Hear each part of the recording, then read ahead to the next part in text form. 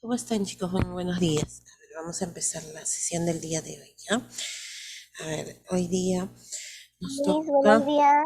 ¿Cómo estás? ¿Cómo estás? A ver, vamos a tomar asistencia primero.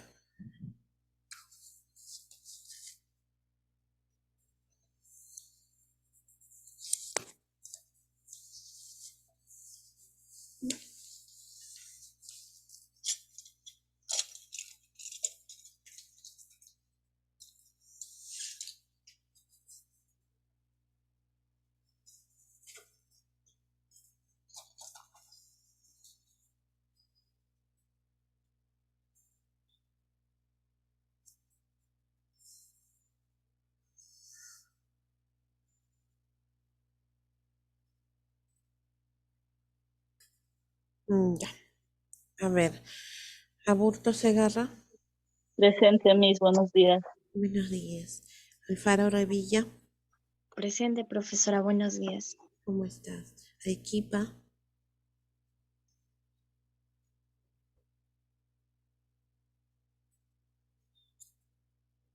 Blas, Presente, profesora, buenos días. ¿cómo estás? Bazán,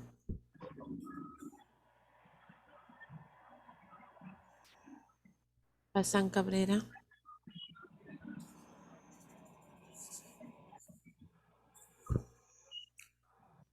Carguapoma, Presente, profesora, buenos días. ¿cómo estás?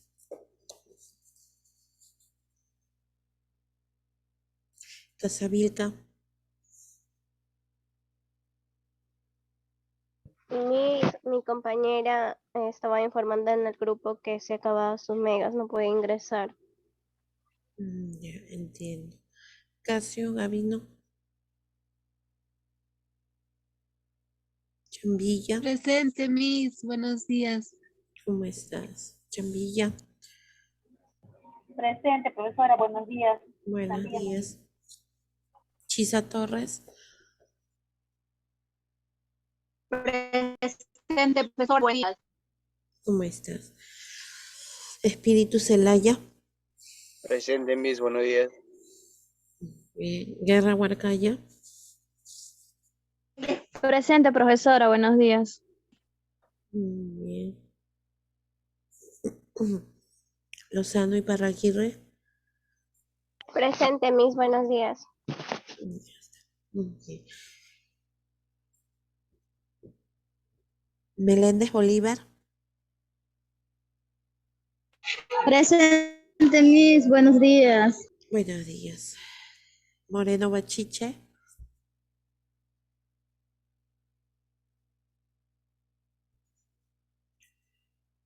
Mori, Presente, profesora, buenos días. ¿cómo estás? Pereira Galindo, Presente, profesora, buenos días. buenos días. Príncipe Aro,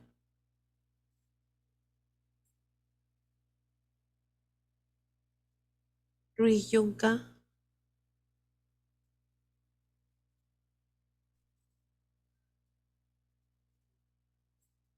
Saboya, Presente, profesora, buenos días.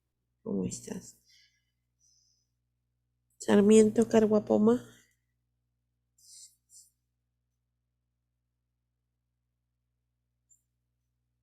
Tananta,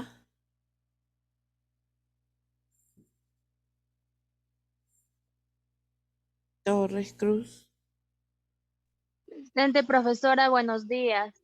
¿cómo estás? Vela, Presente, profesora, buenos días. buenos días. Villamizar, Buenos días. ¿cómo estás? Muy bien, ahora sí, vamos a empezar, ¿ya? Nosotros nos habíamos quedado en esta parte, inclusive les había dejado una actividad que se refiere a lo que es la prevención primaria, secundaria y terciaria, ¿no? Que eso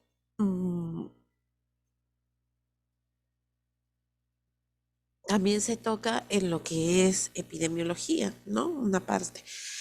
En lo que es prevención primaria, nosotros lo dedicamos específicamente a la parte o a la etapa antes de la enfermedad, ¿no? En la etapa prepatogénica, porque hay varias etapas. En la etapa prepatogénica y patogénica.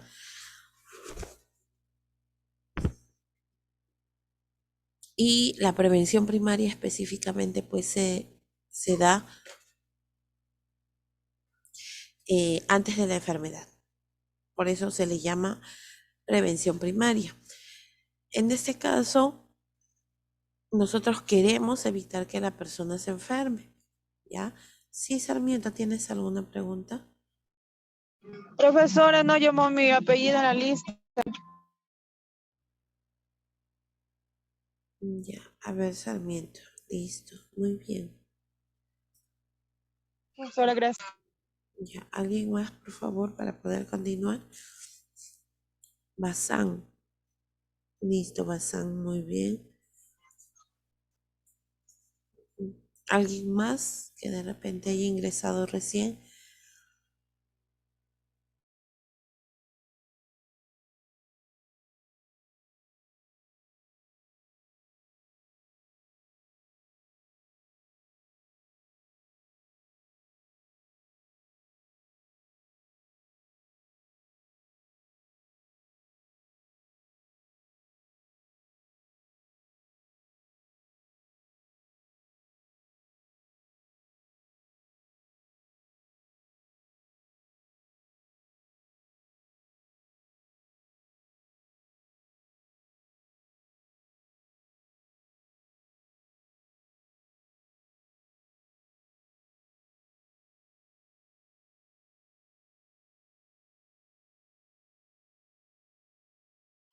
Listo.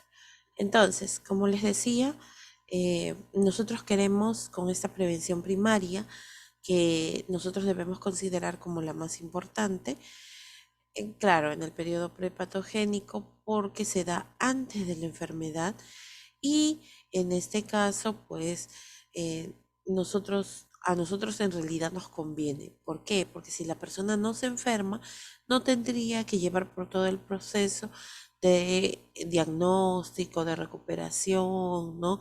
De rehabilitación. Entonces es mucho más práctico.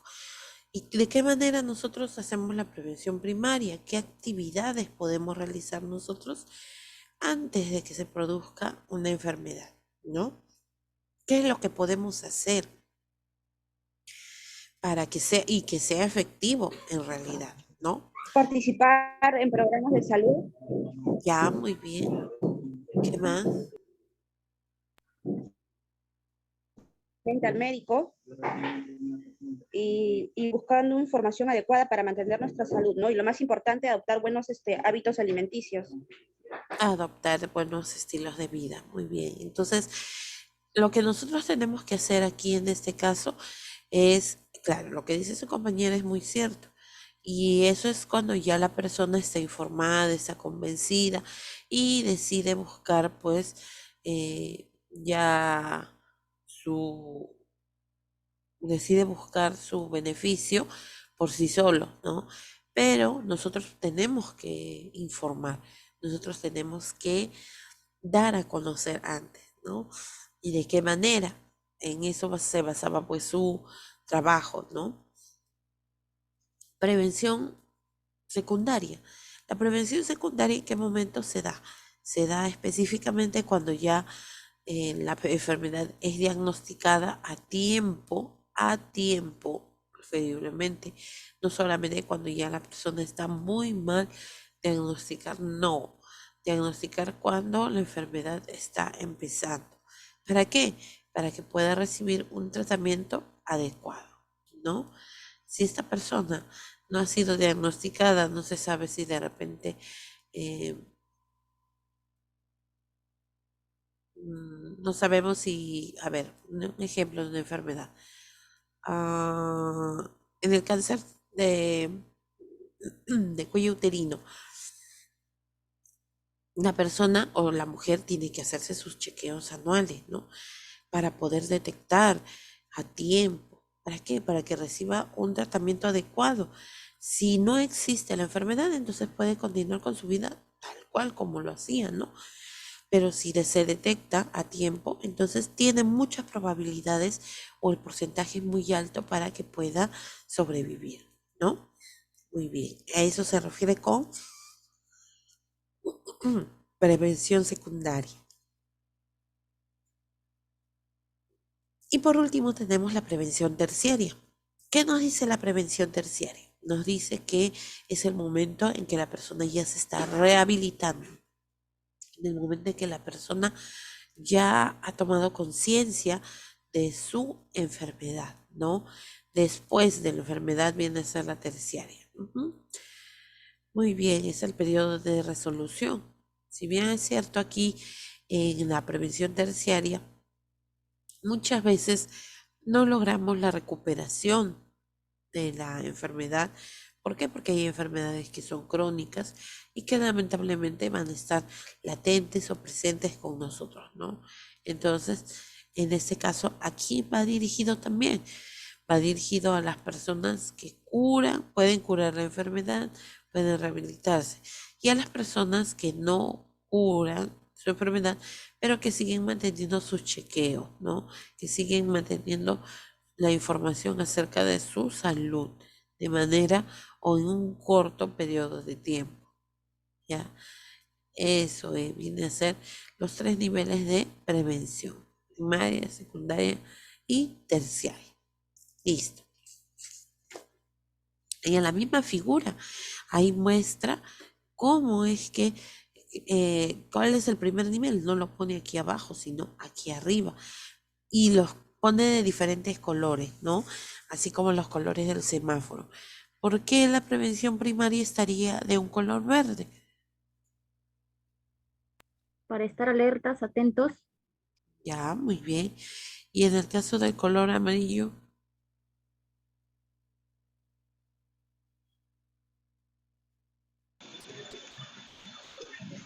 Para prevenir. ah, Bajando sus defensas. ya, está de un color verde. Ah, perdón, de un color amarillo, el nivel 2 en la prevención secundaria, para que nosotros nos tomemos un tiempo, así igualito, ¿no? Por eso se compara con los colores del semáforo, para que nos demos un tiempo para evaluar si de repente tenemos una enfermedad o no, ¿no? Y poder, pues, acudir a un centro de salud a tiempo. Y por último, el nivel 3, la prevención terciaria. ¿A qué se refiere?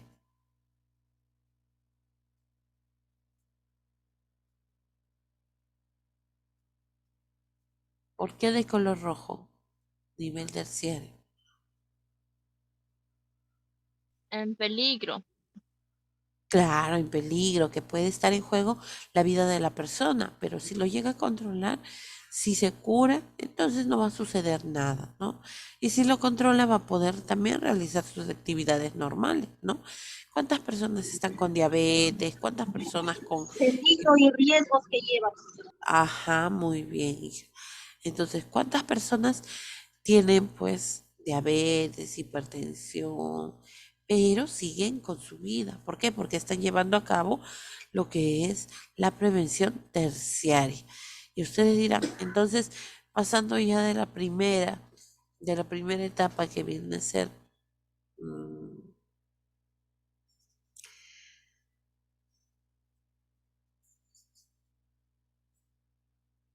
que viene a ser ya los, ¿cómo se podría decir?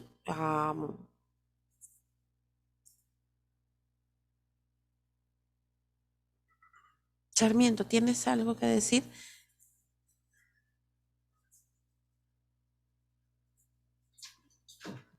Como te veo con la mano levantada. A ver, Lozano, ¿tienes algo que decir? Es el estilo que lleva de riesgo la persona y también de los tratamientos que puede realizar. Claro, exactamente, ¿no? Entonces, todo eso influye muchísimo, muchísimo, ¿no? Y más que todo, si la enfermedad se puede curar para no volver a recaer. Eso es lo más importante, ¿no? No solamente prevención es antes de que suceda, sino la prevención va en todas las etapas de la enfermedad. Muy bien.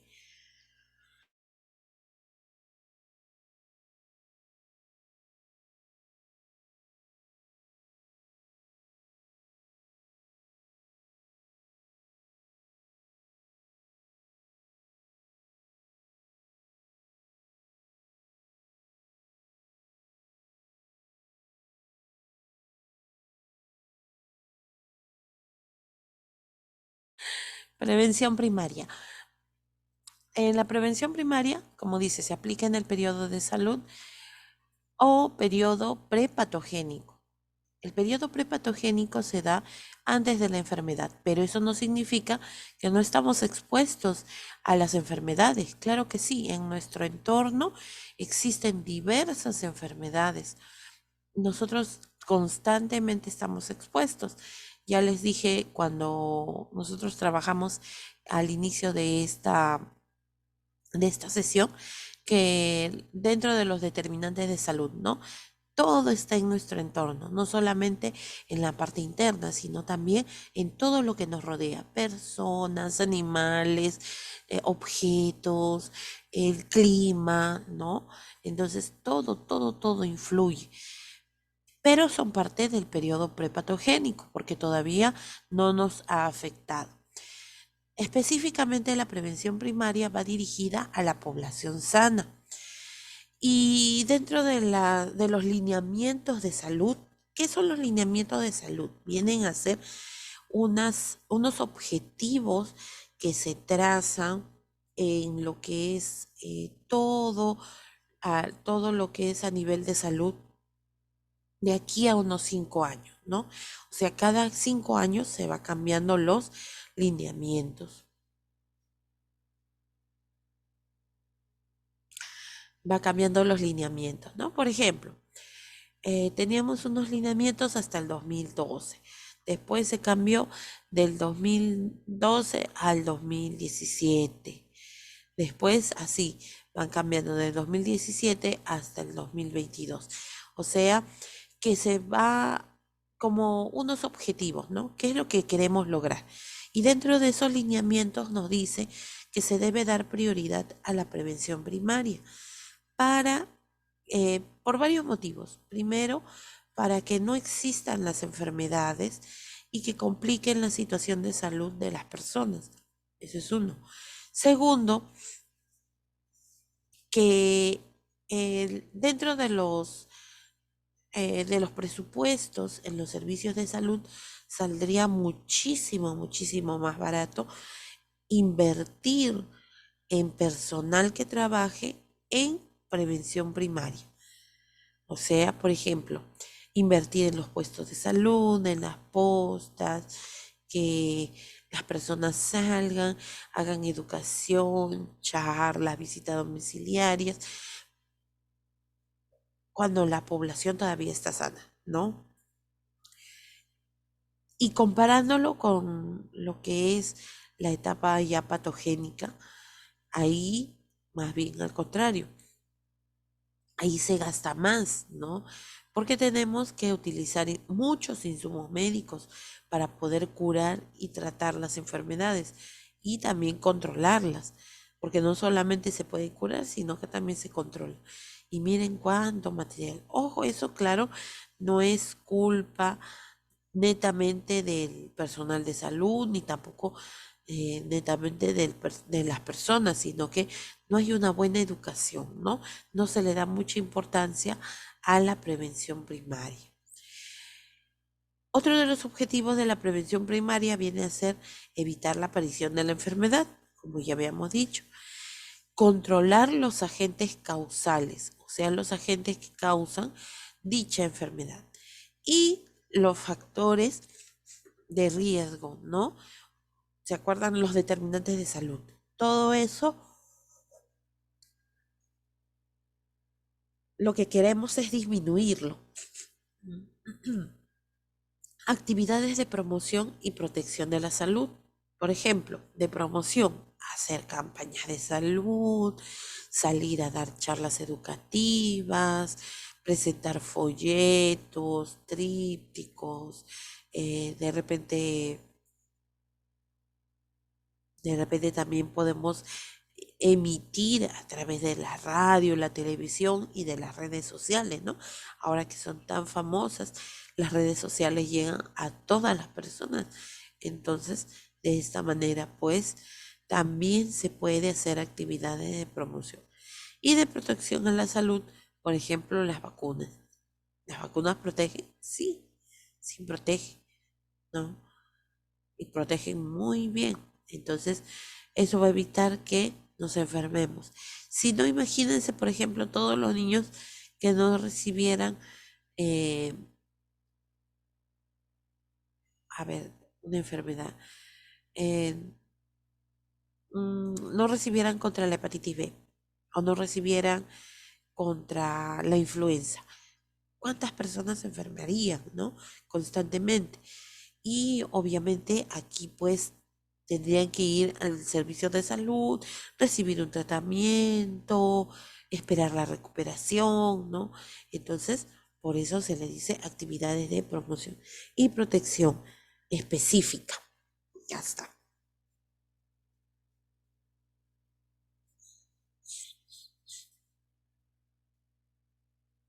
Muy bien, las vacunas, la fumigación, claro, ¿no? Porque si no, eh, pues vamos a ver en el caso del dengue. A ver, es un claro ejemplo de la prevención primaria. Ustedes habrán escuchado acerca del dengue. Creo que todos han escuchado, ¿no? No hay ninguno que esté exento de haber escuchado las promociones del dengue, ¿no? Para cuidarnos del dengue, proteja o tape sus recipientes con agua, eh, buscándole una tapa, y si no tiene una tapa, entonces buscarle un plástico grueso, todo para que conserve y también para que no los zancudos y los mosquitos no se reproduzcan en estos envases húmedos, ¿no? Pero cuando ustedes escuchan a cada momento, ¿no? A cada momento. Por ejemplo, en las radios o en la televisión, ¿qué es el dengue? El dengue es una enfermedad que se produce por... Entonces, si te ponen el zancudo bien grande ahí en las imágenes, ¿no? Entonces,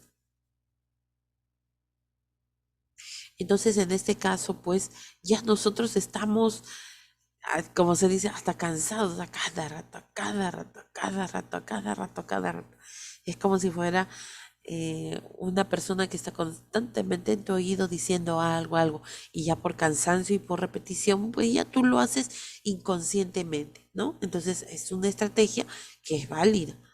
Se utiliza la radio o se utiliza pues también, como por ahí estaba leyendo, lo que es el Facebook, ¿no?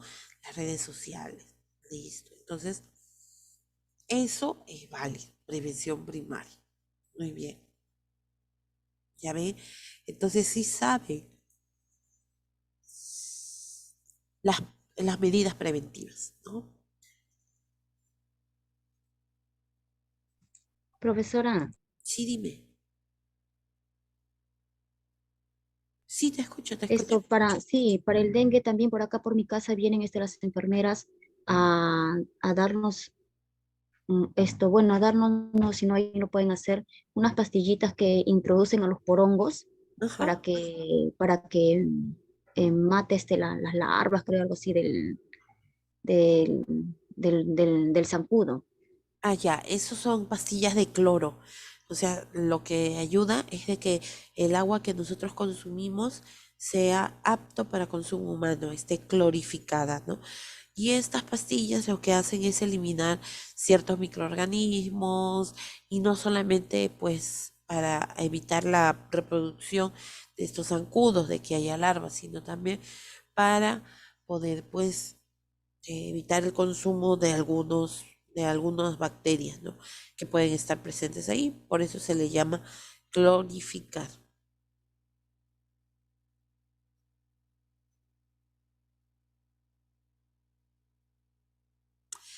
Se me pasó la prevención secundaria, no lo he puesto, pero la prevención secundaria viene a ser cuando a la persona ya se le hace sus chequeos, se le hace su consulta médica y se le detecta a tiempo ciertas enfermedades. Al tener un diagnóstico precoz, que así es como se le llama, entonces ahora sí podemos tener un tratamiento, ¿no? Se tiene un tratamiento y eso va a lograr de que las personas puedan curarse o en todo caso, pues puedan controlar la enfermedad, ¿ya? Controlarla y evitando de que se pueda producir más complicaciones. Listo. Y tenemos lo que es la prevención terciaria. La prevención terciaria viene a ser el periodo de convalecencia, o sea, cuando ya la persona ha superado lo más difícil de la enfermedad, ¿no? También corresponde a lo que es la invalidez o cronicidad. Si la persona no se ha curado, no ha detectado a tiempo diagnóstico, entonces, ¿qué es lo que se hace en ese caso? Se le hace crónico. Se le hace crónico. Muy bien, o sea que ya no tiene una recuperación, que lo único que le queda es controlar la enfermedad, ¿no? O puede Entonces, causar la muerte también, profesor. o también puedes, claro, si no se cuida. Listo. Entonces, la prevención terciaria va dirigida hacia ese tipo de enfermedades también, ¿no? Si se ha logrado curar, evitar que vuelva a regresar, que no aparezca nuevamente, ¿no? Corresponde al estado de convalecencia, invalidez o cronicidad. En este caso, lo que, lo que se realiza es retardar o reducir la aparición de secuelas. Por ejemplo, en el caso de la diabetes. A ver, la diabetes se detecta a tiempo, sí, se puede detectar a tiempo, pero eso no significa que tenga un diagnóstico, ¿no? Perdón, que no tenga que no tenga un tratamiento, ¿ya? Sí existe un tratamiento. ¿Lo puedes controlar? Claro que sí, ¿ya? Muy bien. Pero, ¿qué pasaría si la persona no lleva a cabo esta prevención terciaria? O sea, pensando ya que como antes, que trabajaba como antes, era independiente, ahora tiene que ser dependiente, ¿no? Que no quiere cambiar su ritmo de hábitos alimenticios, eso también es malo, ¿no? Y eso va a hacer que se deteriore más, ¿ya?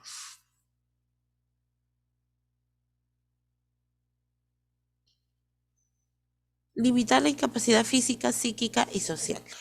Lo que queremos es, con la finalidad de esta prevención terciaria, es que la persona vuelva a retornar a su vida, ¿no? Que se reinserte a la sociedad, así se le llama, ¿no?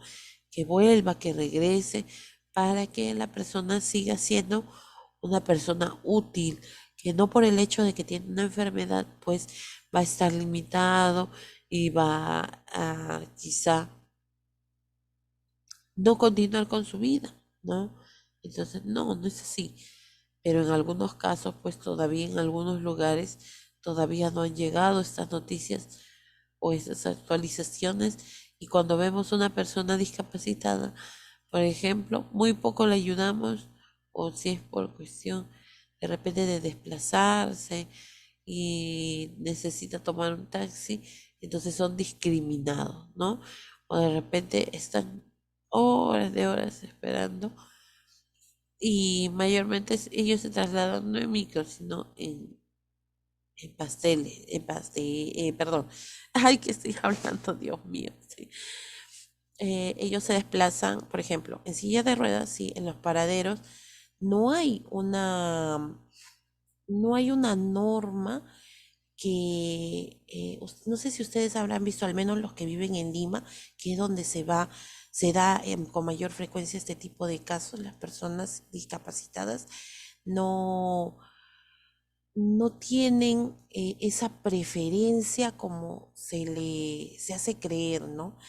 Que ellos pueden de repente tener acceso a todos los lugares y no es así, ¿no? Entonces se sienten discriminados, por ejemplo, pero está dentro de las leyes. Por ejemplo, para poder ingresar a un banco necesitan una rampa, ¿no? Para poder ingresar, pero no hay escalones. Entonces, cómo pueden ellos tener ingreso a estos lugares que se supone son de libre acceso? Para desplazarse, por ejemplo, en una movilidad, no les hacen caso, ¿no? Entonces, ahí viene el problema.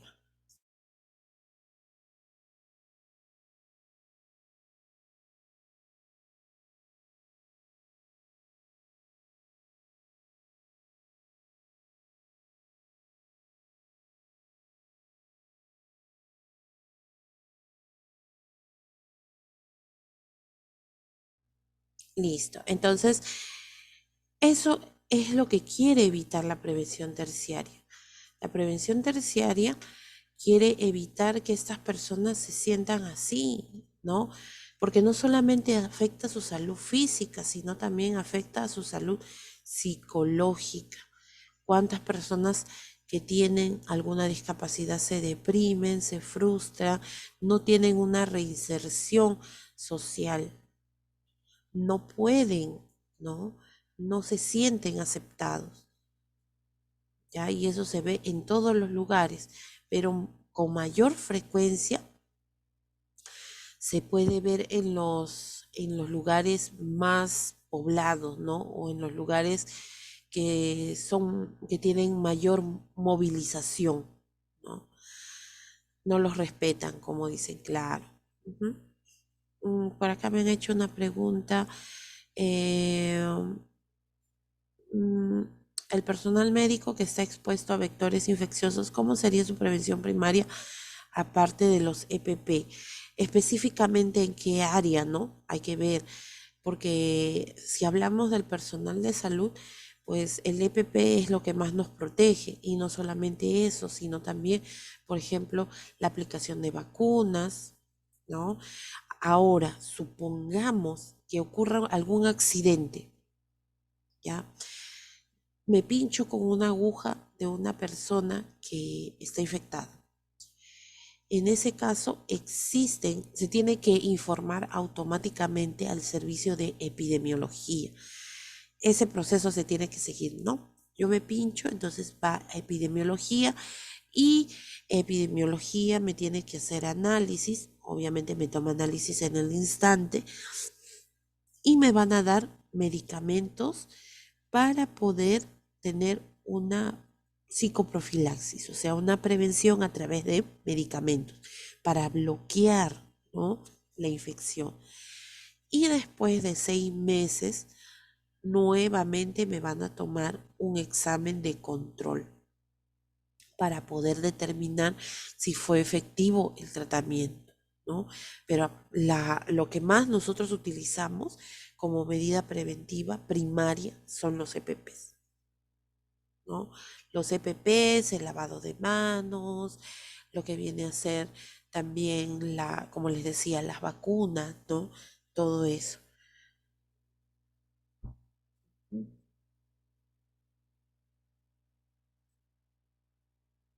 Por ejemplo, hay muchas personas que a pesar de que han estado mucho personal de salud ha trabajado durante la pandemia, no se han contagiado, ¿no?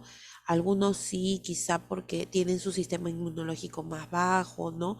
Han tenido de repente, no han tenido esa suerte de no contagiarse. Han resultado contagiados y pues también se complicaron y llegó hasta la muerte, ¿no? Pero en algunos casos hay personal de salud que no se ha contagiado. ¿Por qué? Porque le ha dado estricto uso al EPP, el uso estricto también a lo que viene a ser los antisépticos, ¿no?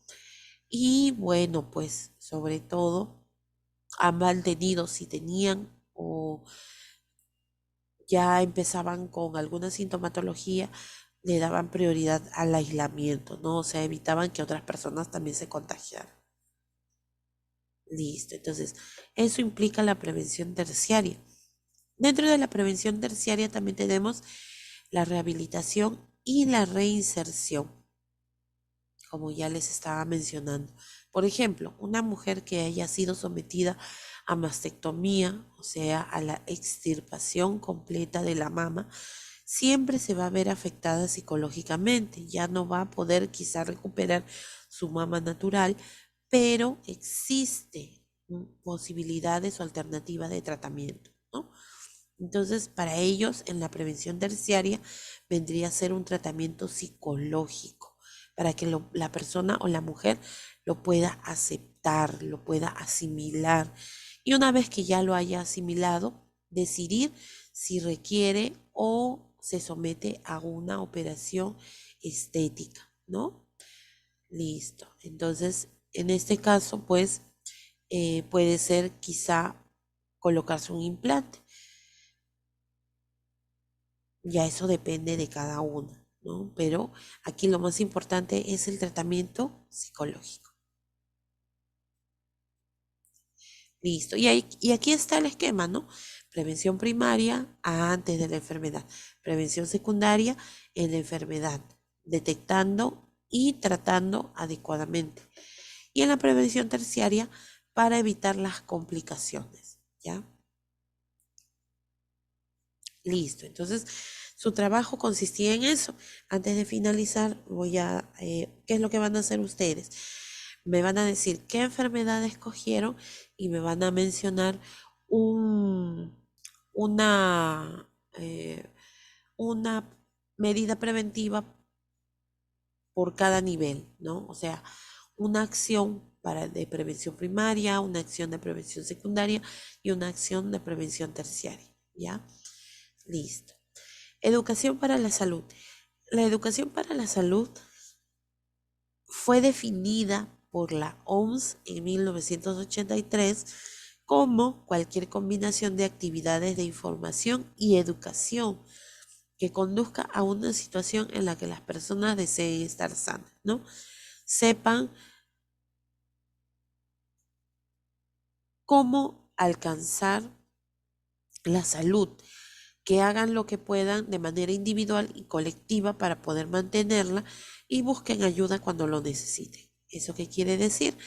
Que educación para la salud implica que el personal debe informar a las personas que deseen cuidar, ¿no?, su salud en todos los niveles, que se puede realizar diferentes tipos de actividades para poder educar, sí, desde las más simples o pueden ser informales hasta las técnicas educativas más complejas, pero que también sean efectivas, ¿no? Todo con la finalidad o con el objetivo de mantener la salud.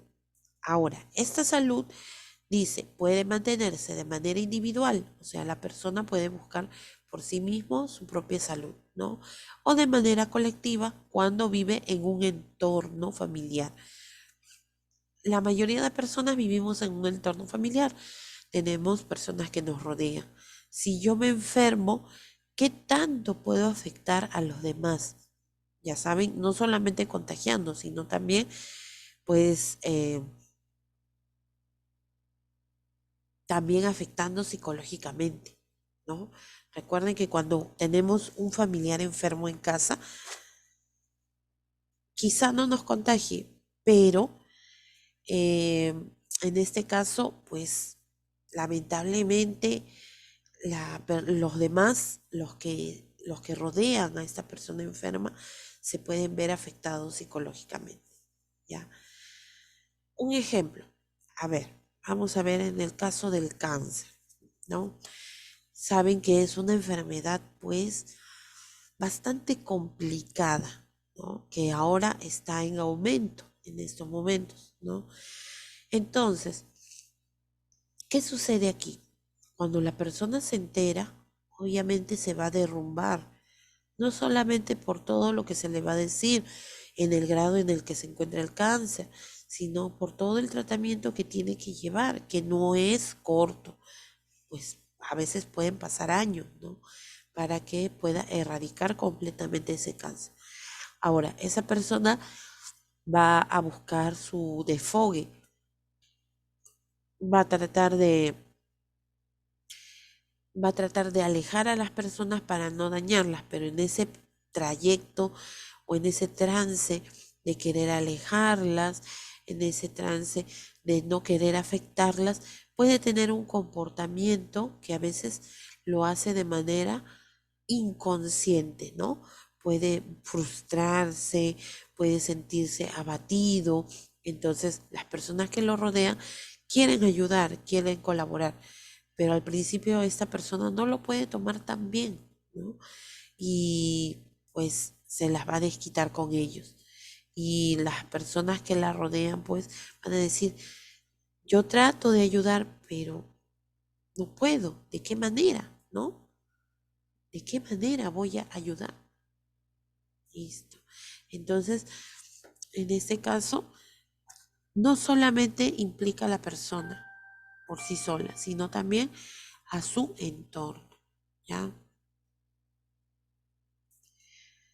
Como ustedes ven aquí, este esquema pertenece al famoso maíz. El maíz viene a ser, no sé si ustedes lo han llevado o lo están llevando en salud comunitaria, ¿saben acerca de lo que es el maíz? ¿O todavía de repente no lo han visto?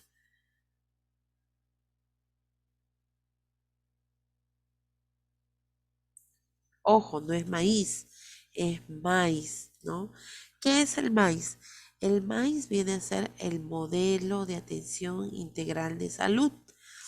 ¿Qué nos dice el modelo de atención integral de salud? Nos dice que toda persona necesita una atención. Puede tener acceso a una atención en salud. Por eso se agrupa así de esta manera. Primero, se atiende a la persona, el primer nivel, acuérdense. Viene a ser la persona. A la persona se le atiende por etapas de vida. ¿Por qué?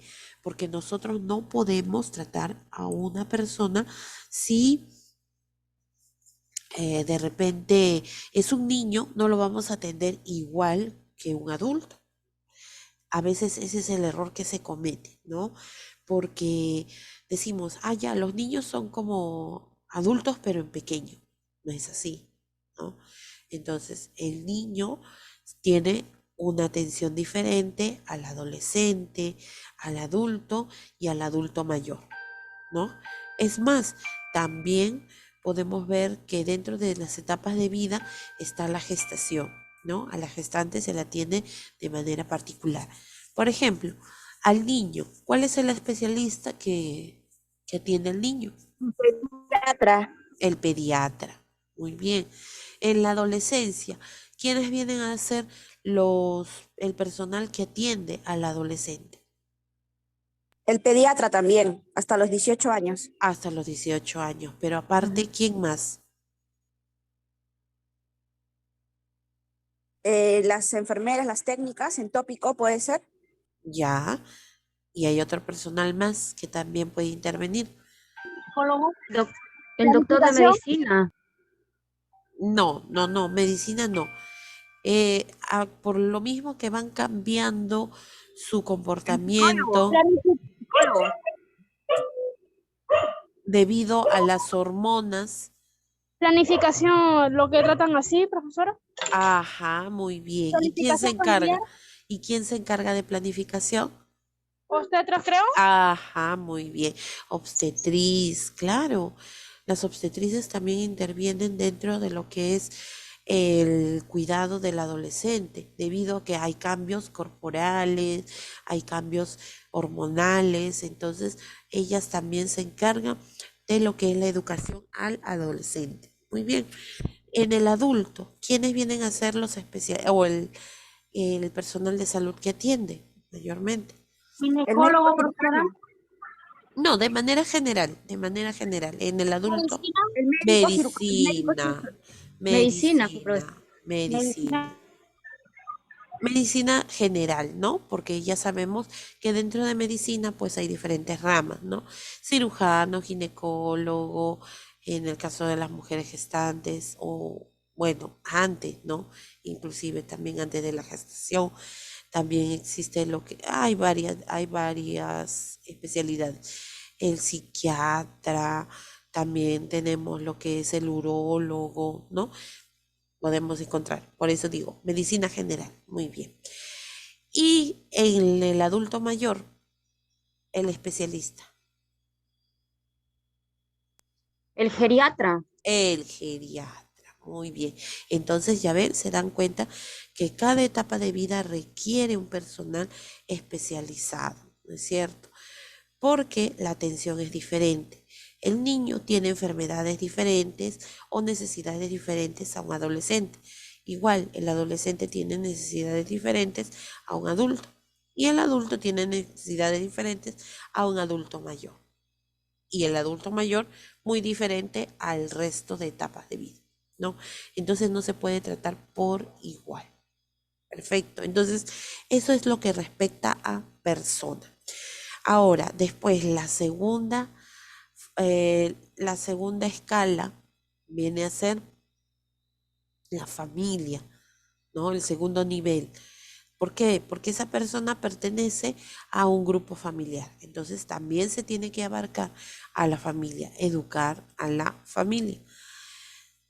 Tercer nivel, a la comunidad.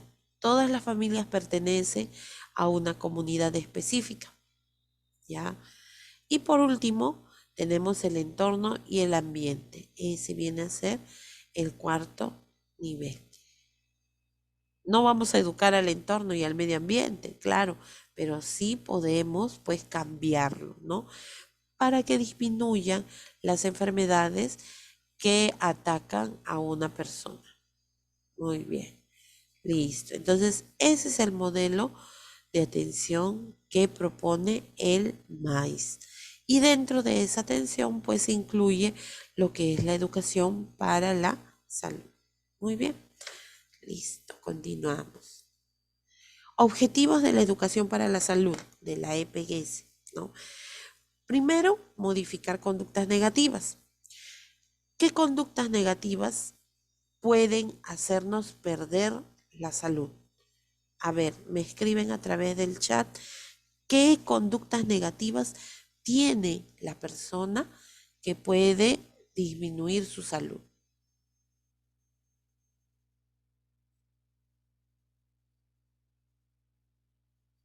Ya, muy bien, Vela. Ajá.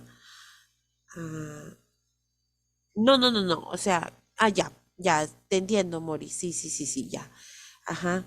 Ya. No. Casavilca. A ver, conductas negativas, o sea, qué hábitos malos puede tener la persona y que eso pueda condicionar a los problemas de salud. Ya, muy bien. Ujú. ¿Qué otra cosa más? ¿Qué otros malos hábitos tiene el ser humano? Aparte de eso. Ujú. Ya,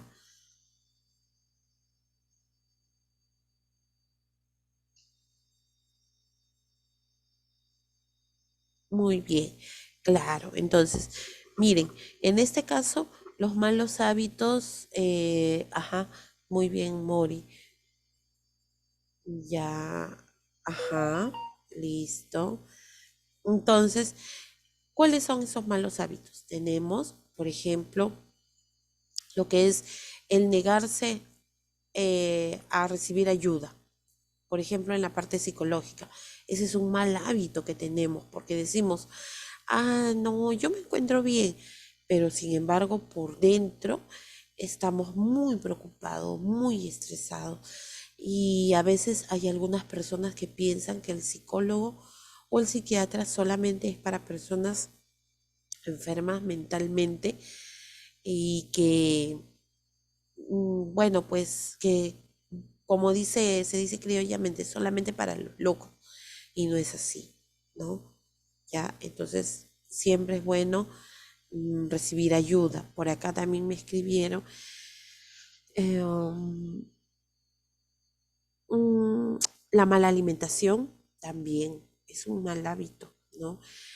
Comer a deshoras, no comer, saltarnos la alimentación principal, ¿no? Entonces, eso viene a ser una mala alimentación. El sedentarismo, el no hacer ejercicio, ¿no? El consumo de sustancias como el alcohol, consumir comidas chatarras, claro, eso es parte de la mala alimentación, ¿no? No hay una adecuada nutrición. Claro, la comida chatarra nos hace subir de peso, pero el subir de peso no siempre significa estar bien de salud, ¿no? La falta de higiene también, por aquí me están mencionando, es un mal hábito, ¿sí? La higiene tiene que ver muchísimo con nuestra salud, la salud de nuestra piel, la salud de nuestro cuero cabelludo, ¿no? Y también implica la higiene, condiciona el tener muchas enfermedades. Si yo no me lavo las manos, tengo las uñas largas y encima sucias y yo empiezo a comer con esa mano sucia, obviamente me va a condicionar a tener pues enfermedades gastrointestinales, ¿no? Listo. No hacer buenos tratamientos y no dejarse ayudar. Ajá. No seguir el tratamiento dado, sí, también esa es una conducta negativa. La primera vez que ya nos sentimos mejor, dejamos el tratamiento, ¿no? Y eso no es correcto. Comer afuera de la casa, ya, pero miren, hay lugares que venden en la calle que son muy limpios, que siguen todas las normas de bioseguridad para la adquisición, la preparación, la manipulación de alimentos. Entonces, sí existen lugares, pero claro, si nosotros vemos que es un lugar pues que no tiene la higiene adecuada, y eso lo podemos ver a simple vista, nada más, ¿no? Pues eso nos va a condicionar también enfermedades. Muy bien. Dormir poco, también es otro de los malos hábitos, ¿no? Fumar y no alimentarse sanamente, ¿no? Claro, todo eso puede condicionar. Y eso es lo que nosotros tenemos que modificar. Eso es lo que queremos modificar.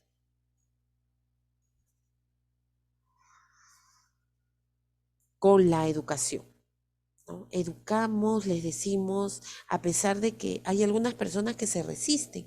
Por ejemplo, las personas que fuman.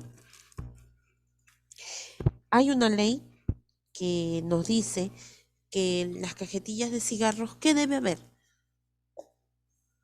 ¿Qué aparece en la cajetilla de cigarros? Un mensaje que fumar es altamente dañino. Ya, e El consumo inclusive, excesivo sí es altamente dañino. Es prohibido para nuestra salud. ya, Y produce cáncer. inclusive aparecen imágenes, ¿no es cierto? Por Y el ejemplo, cáncer de mama se ha visto también en la boca. ajá, entonces, a pesar de eso, hay personas que no dejan este mal hábito, ¿no? A pesar que se les insiste, pero la intención no es asustarlos, sino que tomen conciencia de que lo que están haciendo no está bien, ¿no? Muy bien.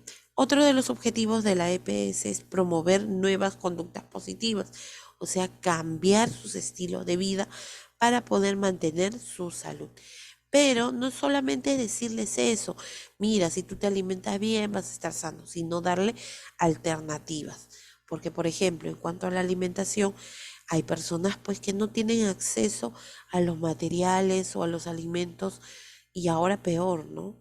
Está cada vez más difícil el tener los alimentos de manera adecuada.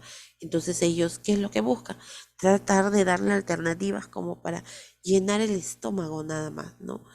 Entonces esto también puede generar enfermedades, ¿no? Otro objetivo, cambiar hacia ambientes positivos. Por ejemplo, a veces el grupo social en el que nos encontramos puede intervenir para tener una mala salud, muchas veces lo hacen sin intención, ¿no? Y muchas personas lo cumplen, pues, no por convicción, sino que entran a estos vicios o a estos malos hábitos de repente por recomendación, ¿no? Por ejemplo, cuando ya el adolescente está en plena edad para poder fumar, entonces, aunque no es correcto, ¿no? Pero mayormente se ve obligado por la presión social, por el grupo de amigos, que cómo es posible, que él es muy sano, que no va a fumar, entonces cosas así, ¿no? Y eso pues hace que también la persona se sienta mal y acceda, ¿no? A llevar este tipo de conductas. Capacitar al individuo constantemente, si nosotros queremos notar un cambio, es estar como el disco rayado a cada momento, diciéndoles, informándole. No conformarse con una sola vez, ¿no? Sino pues constantes, ser insistentes, persistentes, para que la persona, ya no sé si decirlo, por cansancio, por convicción, dice, ya, está bien, voy a cambiar, ¿no? Entonces se capacita, porque persona que no está capacitada, persona que no está informada, obviamente, ¿qué lo va a cumplir si no lo sabía? ¿No? Muy bien.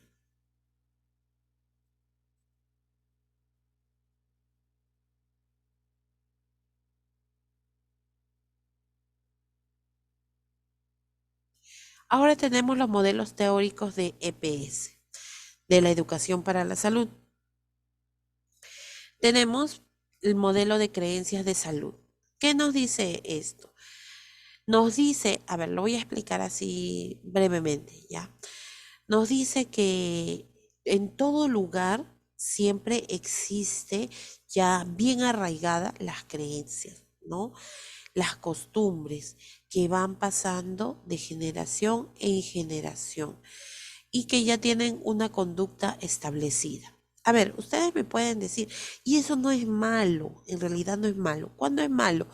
Cuando cada vez va afectando la salud, o sea, la enfermedad se vuelve más compleja y a pesar de que sigue sus tradiciones, no mejora, ¿no? Entonces, aquí en este caso es importante que nosotros hagamos la intervención, ¿no? ¿Y cómo se logra? Con motivación personal, o sea, diciéndole a la persona que sí lo va a poder lograr y susceptibilidad personal a la enfermedad. Hacer referencia que no solamente la persona se va a ver afectada, sino también toda su familia. Por eso debe hacerse sus chequeos de manera continua para poder saber, conocer, ¿no? Eso es lo más importante, para conocer qué es lo que puede pasar. Listo. A ver, por ejemplo, ustedes deben conocer un montón de formas para curar enfermedades. Por ejemplo,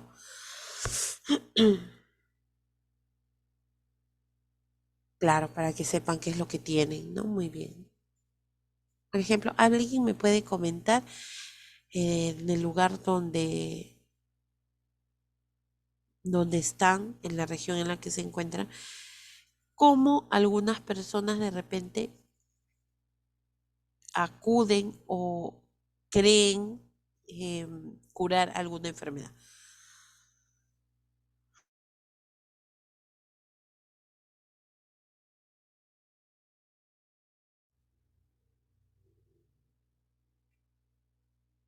A ver, ¿quién me dice? Claro, la Los medicina naturistas, la alternativa. medicina alternativa. Ya, la medicina alternativa, por ejemplo.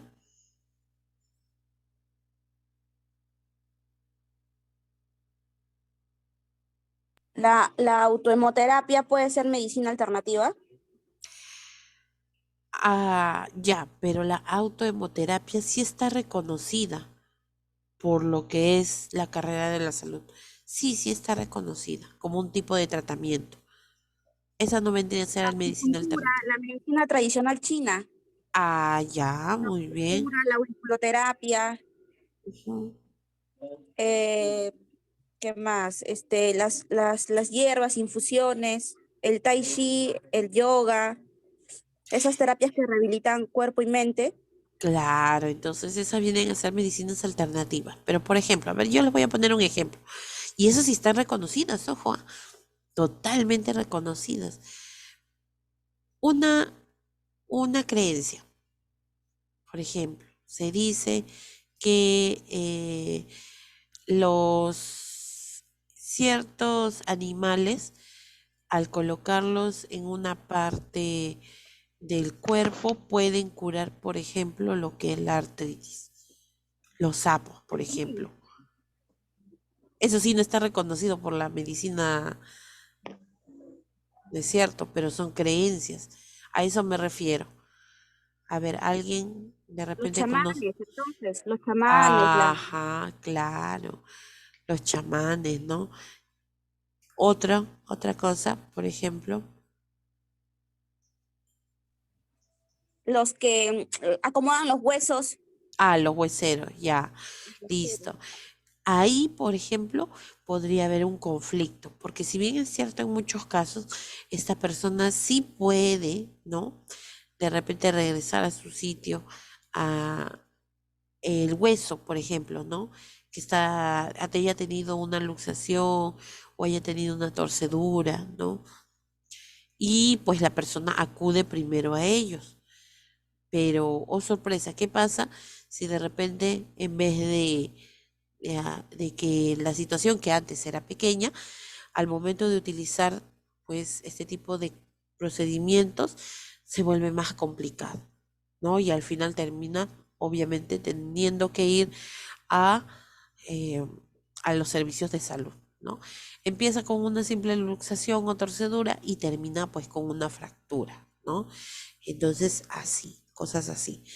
Después, no sé si ustedes habrán escuchado acerca del mal de ojo, el Sí, profesora, susto, el susto, el espanto, que les pasan huevo con periódico, lo queman después el periódico. hasta con ají, ¿no es cierto? Sí, también. Ojo, sí no está reconocido eso. Esas son creencias que se pasan de generación en generación porque no tienen una base científica. Pero, ojo, aquí yo no estoy cuestionando si eso es bueno o si eso es malo, porque hay personas que creen y a veces, como se dice, la fe es bastante poderosa, ¿no? La creencia es bastante poderosa. Ya es decisión de cada uno y es respetable si quiere creer o no, ¿ya?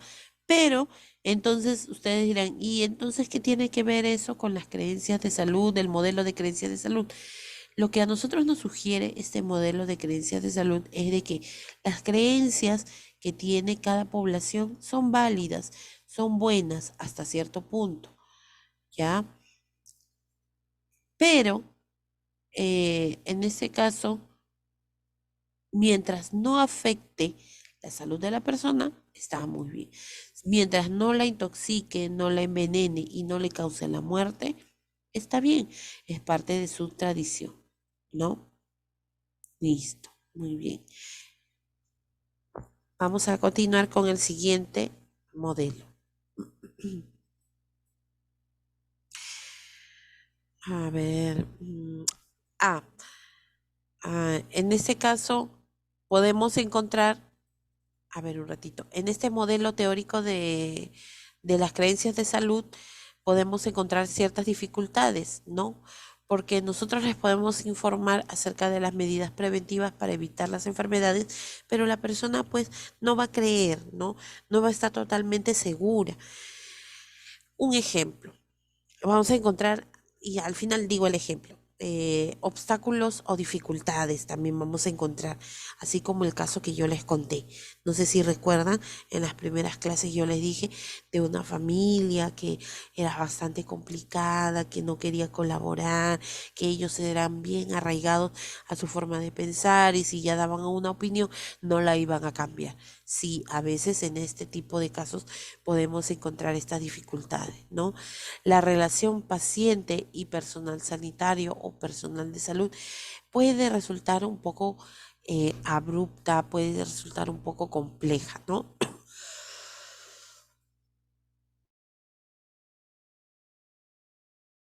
Y pueden tener un poco de desconfianza en la asistencia sanitaria.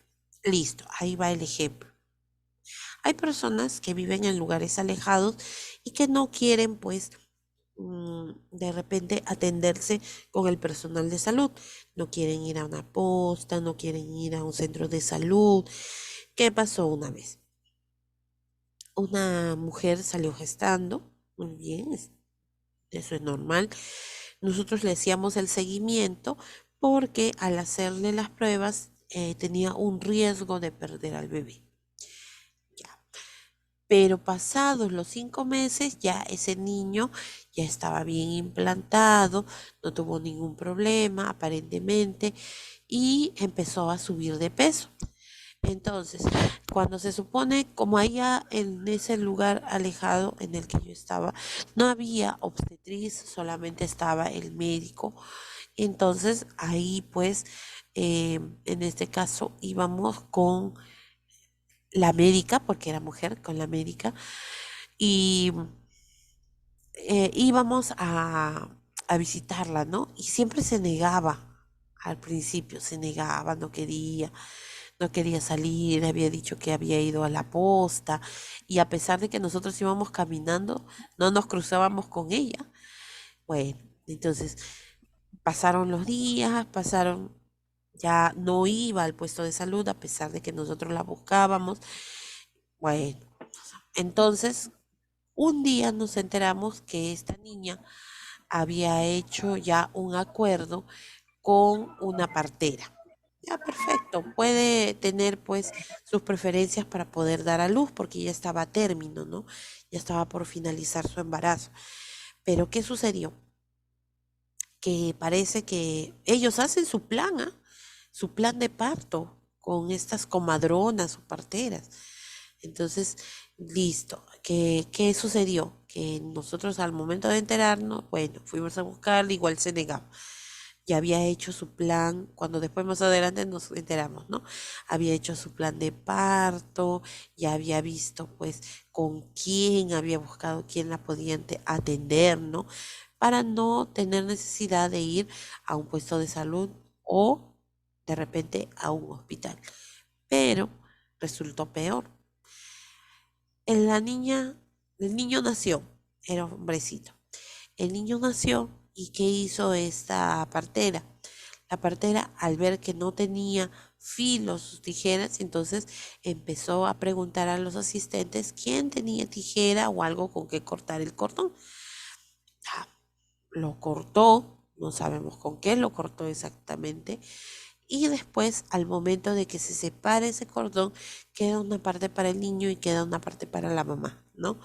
Entonces, la que había quedado al, en el lado del bebé, lo había para poder, cuando tú lo cortas, lo tienes que clampar, o sea, le tienes que poner como una especie de ganchito para evitar que se salga la sangre. Entonces, pero ella no tenía el clamp y agarró, tampoco tenía gasa, no tenía nada estéril, y agarró un pabilo, o sea, un hilo, ¿no? Rodeó el cordón umbilical, el ombligo, no lo que va a formar el ombligo, y lo amarró, pero no estaba estéril, no estaba bien aseado, muy bien. Y aparte, la mamá no había expulsado completamente toda la placenta, o sea, le había quedado pedazos de placenta dentro. Bueno, eso había sido un día domingo, nosotros atendíamos hasta día sábado, ¿no? Porque era un puesto de salud en donde no tenía las 24 horas, lamentablemente, solamente trabajábamos 12 horas, ¿no? Y al trabajar 12 horas, nadie queda en la noche para emergencia, porque no teníamos ni el personal ni tampoco teníamos el presupuesto para poder tener un lugar especial para la atención a las mujeres para dar a luz. pero ya se le había dado la referencia a esta señora para que vaya a un puesto de salud más grande donde sí hay sala de parto. Pero bueno, entonces, eso fue un fin de semana, un sábado por la tarde, ya casi para la noche. Domingo, nosotros regresamos el día lunes, bueno, normal, tranquilos, cuando en eso ya había pasado una semana y ustedes saben que en una semana ya ese ombligo debe de caer en el niño. Y acude pues un familiar de la chica diciendo de que no le paraba el sangrado, o sea, de que desde el momento en que había dado a luz el día sábado, no le paraba, o sea, era continuo el sangrado y no paraba, ¿no? Y ella ya no se podía ni siquiera levantar porque al momento de levantarse le caía sangre. Entonces nosotros fuimos, acudimos, ¿no? A verlos, tanto al bebé como a la mamá. ¿Y qué había pasado? Como les mencionaba, la mamá se le había quedado la placenta, parte de la placenta dentro, ¿no? O sea, no había expulsado todo completamente. Entonces ya se le tuvo que hacer masajes para poder controlar la hemorragia, ¿no? Y el niño, cuando llegamos, era otro caso. ¿Qué había sucedido a raíz de lo que le habían envuelto con ese hilo o con ese pabilo contaminado? No había cicatrizado. ¿Qué había sucedido? Se había puesto rojo, alrededor del ombligo se había inflamado, estaba rojo, tenía ya erupciones y cuando tú olías el ombligo, olía a carne podrida. Entonces, esa es mala señal. ¿Por qué? Porque puede tener una septicemia, o sea, puede tener una infección generalizada, sí, y es peligroso, ¿no? Listo, entonces ya ven, se dan cuenta que a veces nos podemos encontrar con dificultades, que a pesar de que de repente algunas personas saben cómo tratar su situación de salud, pero son necios, ¿no? No se dejan. Prefieren y prefieren. No desean una segunda opinión. O sea, lo que dicen estas personas es ley, ¿no? Pero a veces a nosotros pues también nos complican porque miren las consecuencias que vienen después, ¿no? Y ese es un claro ejemplo, lo que les estaba mencionando. Listo. Modelo de comunicación persuasiva. ¿Qué significa esto? En este caso, nosotros, ¿qué significa persuasión? Persuadir. ¿Cuál es su sinónimo de persuadir?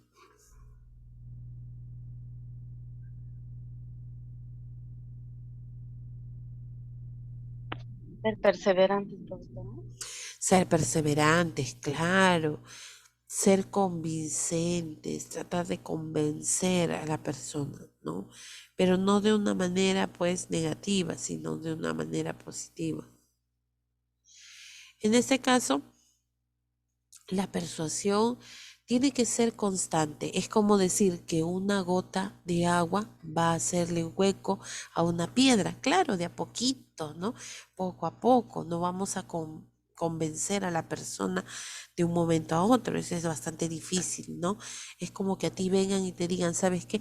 Tienes que hacerte este tratamiento porque te va a ir bien. Al principio vas a dudar, no vas a estar convencido, vas a estar pues quizá indeciso y pero eso es lo que logra el cambio, ¿no? Ser constantes. Muy bien. ¿Cómo debe ser este tipo de comunicación persuasiva? La comunicación persuasiva debe ser con una información clara y fidedigna. Clara, o sea que nosotros tenemos que ver con quiénes estamos tratando, con qué grupo de personas. Tiene que ser totalmente claro, sencillo, así como se habla normalmente o coloquialmente en el lugar. Así de esa manera podemos hacer este tipo de educación. Que sea fidedigna, el hecho de que de repente nosotros tengamos mucha confianza con el paciente no significa que vamos a estar bromeándonos todo el tiempo, ¿no? Hay que dar instrucciones sobre lo que hacer para favorecer el cambio, o sea, organizarse. Decirles, miren, si ustedes quieren cambiar, se pueden hacer esto, las siguientes recomendaciones, ¿no? Y ya ellos van a tomar desde lo más importante hasta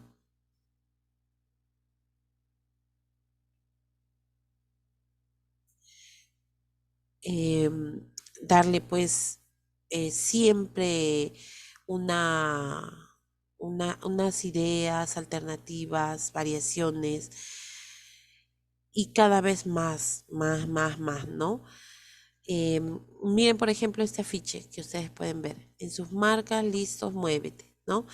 Muévete 60 minutos todos los días. Juega la pelota, brinca, corre, camina, baila e inventa un juego.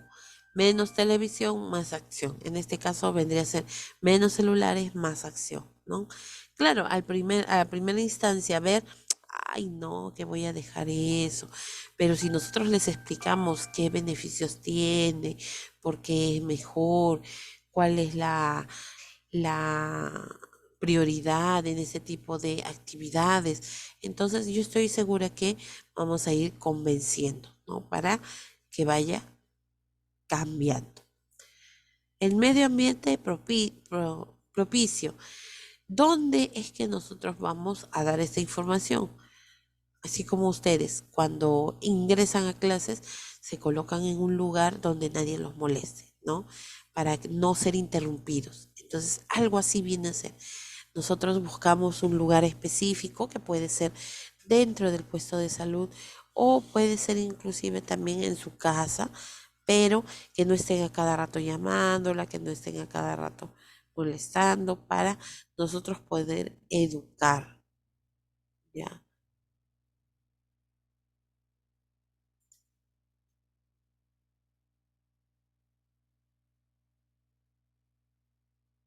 Y me quedo en este modelo teórico según la política económica. ¿Qué significa? Nosotros debemos tener en cuenta también la situación económica de la población. No todos tienen las mismas posibilidades, ¿no? Por ejemplo, en el caso de la alimentación, no todos pueden comprar los mismos alimentos. En el caso de lo que es la higiene, no todos pueden comprar los mismos elementos para la higiene, pero podemos dar alternativas. Eso no impide, la situación económica no impide de que nosotros tengamos ciertas costumbres que guíen a la salud, ¿no? Responsabiliza a la sociedad de las formas de enfermar de sus ciudadanos, ¿no? En este caso, ¿qué significa? Que a veces la situación es tan precaria en ciertos lugares que las personas que viven ahí lo que hacen es responsabilizar mayormente a los gobernantes, ¿no?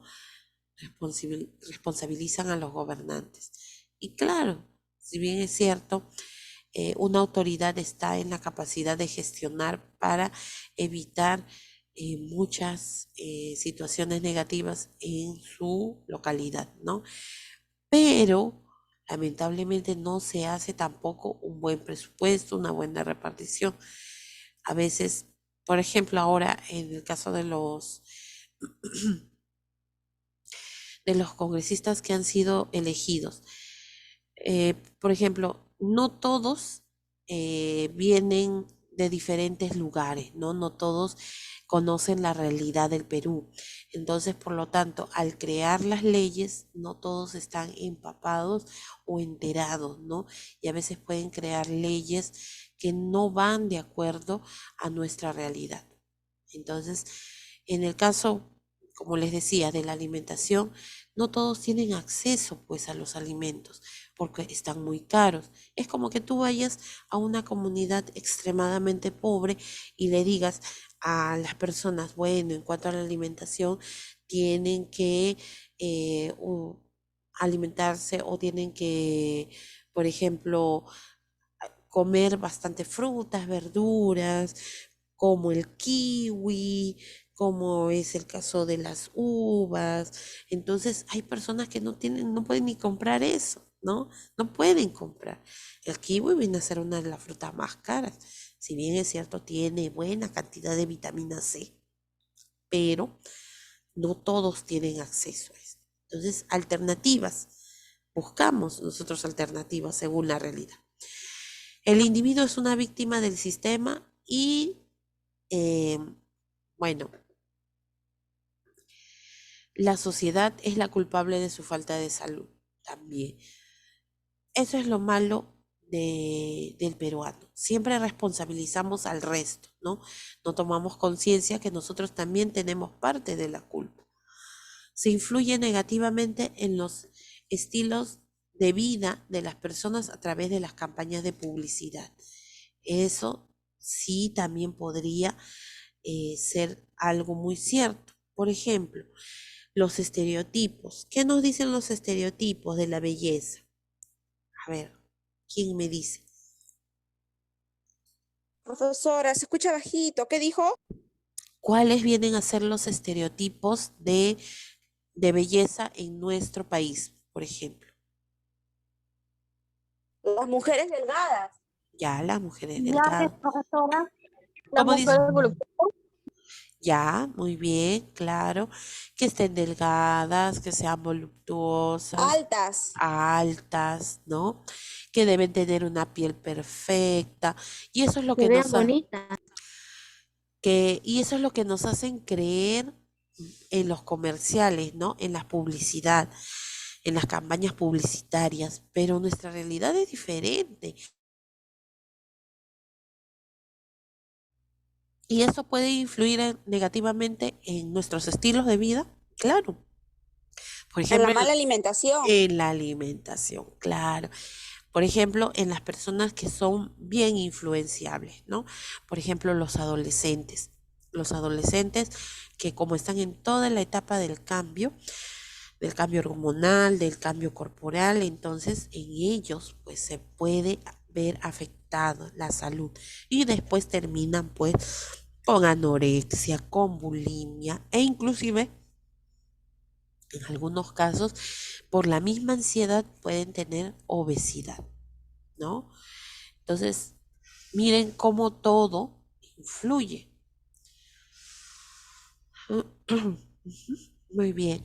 Solo se protege al individuo a través de leyes restrictivas. O sea, restricción, se restringe todo, pero no se da otras alternativas para poder, por ejemplo, eh,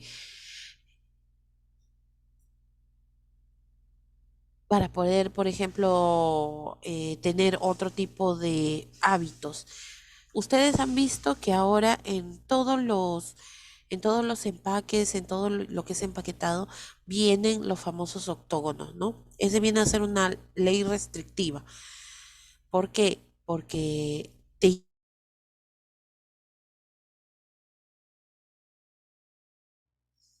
indica todo lo negativo que pueda tener un alimento, pero no le da pues un realce a lo positivo que pueda tener, ¿no? Claro, sí nos advierte, pero no nos dan otras alternativas, solamente restringe, restringe, restringe.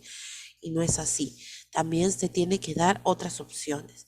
Por acá dice, si no se me aceptan en el estándar de mi sociedad, claro, una persona crea su propio estándar, ¿no?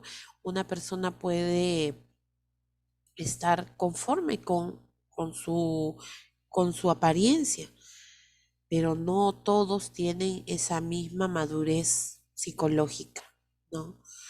Entonces, y ténganlo por seguro, que persona que se hace, a veces muchas personas se hacen operaciones o cirugías estéticas por cambiar su apariencia, o sea, no por algo médico, sino por cambiar su apariencia. Y nunca se quedan conformes. Se arreglan la nariz y después se arreglan los párpados, se quitan las arrugas o de repente no están conformes con su peso y después cuando ya bajaron de peso que muy delgadas. Entonces, nunca, parece mentira, nunca van a estar conformes, siempre van a estar haciéndose retoques, ¿no? Listo, ahí me quedo. Entonces, en esta última, ¿ya? Mañana ya finalizamos este tema. Y mañana sí les voy a preguntar acerca del trabajo que les había dejado la semana anterior de una enfermedad que tenían que escoger y ponerse actividades en el nivel, la prevención primaria, secundaria y terciaria. ¿Ya? Listo, chicos. A ver, alguien que haya faltado de repente su asistencia. A ver, por favor. Aikipa se encuentra presente. Casavilca.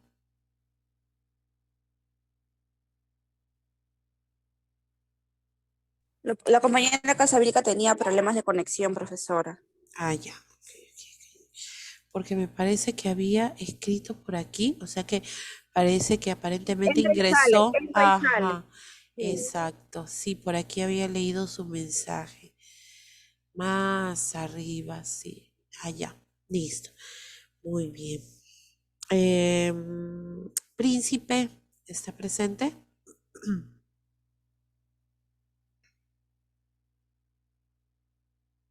No está. Muy bien. A ver. Ruiz Yunca.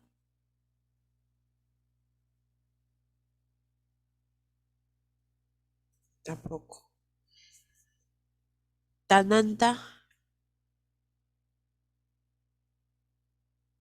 Ujú.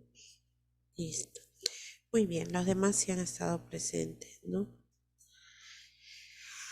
Listo. Muy bien, chicos. Entonces ya nos encontramos el día de mañana temprano para poder continuar y finalizar esta sesión, ¿ya? Listo, que tengan... Ah, algo que me olvidaba, por favor. Nos falta evaluar la primera clase. Yo no les he evaluado todavía lo que viene a ser los términos. Eso lo voy a evaluar la próxima semana. Ya el próximo viernes es el único examen que les voy a tomar de este curso. Lo demás ya ustedes saben que viene a ser participación, sus actividades en el Classroom, nada más, ¿ya? Entonces no se olviden para la próxima semana, para el próximo viernes, estudiar lo que era la actividad, ¿ya? Más que todo voy a tomar de la actividad, o sea, de su tarea. De ahí voy a tomar las palabras, los términos. Listo. Muy bien, chicos. Entonces nos encontramos el día de mañana. Que tengan muy buenas tardes. Hasta luego, profesora, cuídese. Nos vemos. Hasta luego. Cuídese. Cuídense también ustedes, cuídense bastante. Hasta luego, Miss. Cuídense, bendiciones. Muchas Chao, gracias. profesora. Hasta mañana. Hasta mañana.